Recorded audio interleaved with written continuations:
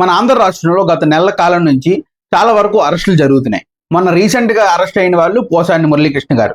So ఈ అరెస్టులు అన్యాయమా న్యాయమా? సో దీన్ని తెలుసుకునే ముందు మనం ఒక విషయాన్ని తెలుసుకోవాలి.